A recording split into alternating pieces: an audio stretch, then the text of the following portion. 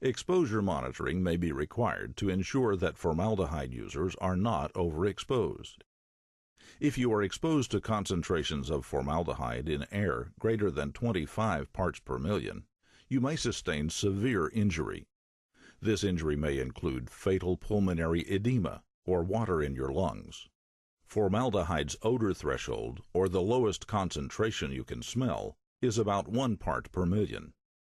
As a sensitizer, subsequent formaldehyde exposures can produce symptoms more quickly and at lower concentrations.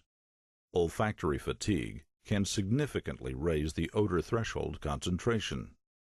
Symptoms of exposure may include coughing, allergic reactions, difficulty breathing, vomiting, and diarrhea. Formaldehyde should always be used with adequate ventilation, preferably in a fume hood, to minimize inhalation of vapor. No one may be exposed to airborne concentrations of formaldehyde that is over 0.75 parts per million in an 8-hour time-weighted average without the use of a respirator. This is known as the permissible exposure limit, or PEL. In addition, no one may be exposed to airborne concentrations of formaldehyde over 2.0 parts per million, averaged over any 15-minute period, without the use of a respirator. This is known as the short-term exposure limit. Wherever airborne concentrations exceed 0.5 parts per million when averaged over an 8-hour period, known as the action level, students and instructors must receive free medical surveillance.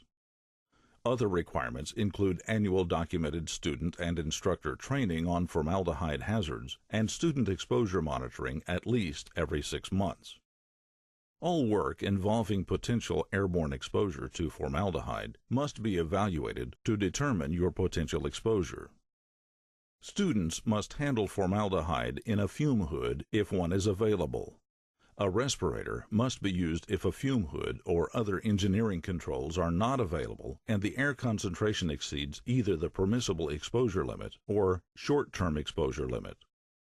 Students must wear gloves, eye protection, and a lab coat when working with formaldehyde. You must wear a laboratory coat and never wear shorts or open-toed shoes when handling formaldehyde.